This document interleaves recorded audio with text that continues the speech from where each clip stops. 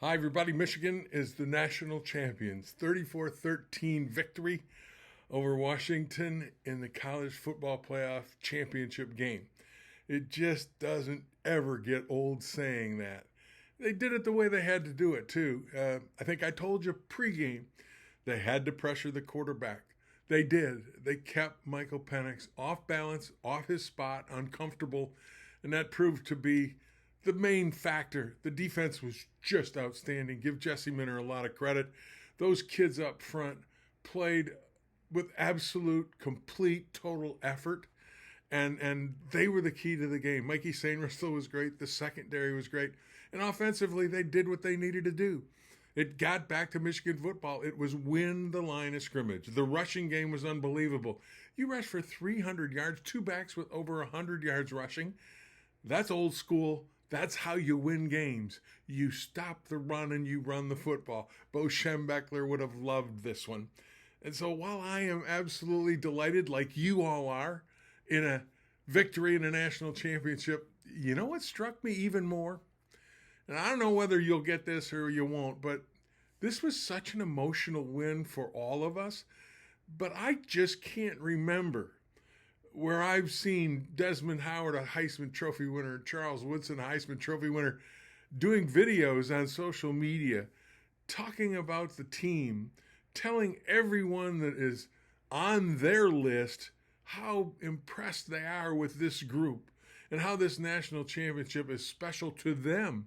And here they are with the highest award in college football. And then I watched the NFL Network and I saw Rich Eisen.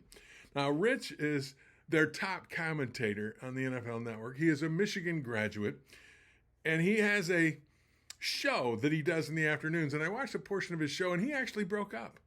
He actually saw his voice crack talking about the victory and how important it was to him and how excited he was about it.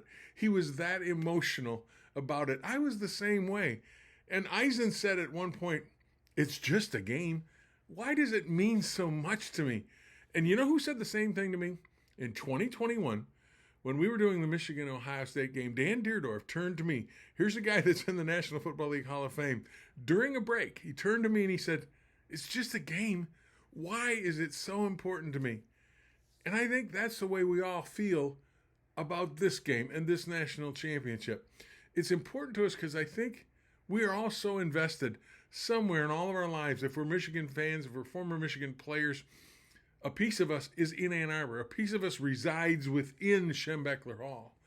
It resides in the spirit of Michigan football, the tradition of Michigan football, back to the days of Yost, Chrysler, and Oosterbaan. And to see this group, Team 144, with Jim Harbaugh, channel that tradition and that history and come up with a national championship in a game for the ages, in an old school game, in a game where there was no doubt, where Michigan put its best foot forward and really told everybody, we're the best. There is no other. And I think it put to rest all of the issues that went on this past season, all of the controversies, all of the outside noise that was put to rest. Nobody can talk about that because Michigan made sure none of them can talk about it by their performance on the field. And that's how you silence the critics. You perform better than anyone else. And that's what this Michigan team did. And I think that's what kind of generated that emotional response for all of us. I'm just so happy for this team, and I'm so very happy for Jim Harbaugh. That's the other part of this that I think was one of the most interesting and heartwarming things, to see Jim Harbaugh hug his father and mother. His brother was there, another coach, hug him. And Jim, after the game, talked about how important it was for his family to now be at the big person's table. He's got a national championship trophy like his dad. His brother has a Super Bowl. But he talked about the grandmothers, the mothers, the fathers of his players. And his two important families, the one at Schembechler Hall and the ones at home. That, I think, told you all you needed to know about why this team is special, why this coach is special, and why this national championship is special, and why it's emotional. Look, I'm not naive enough to think that this kind of thing doesn't go on at every other university that wins the championships. All I know is that when I look back on the Alabamas, the Georgias, the Clemsons, the teams that have won before, I can honestly tell you, I've not seen this kind of emotional family closeness that I saw on Monday night following Michigan's victory over Washington. As good as the win was, as good as the hardware is, the inside feeling that we all have inside our hearts about Michigan, about what it stands for, that I think is what all of us feel, and that's what this national championship brought with it. Not just the hardware, not just the trophy, but a sense of Michigan being back on top, our Michigan. And for that, I am deeply grateful, and it will be a season that I will never, ever forget. I'm glad you guys could join us and follow along.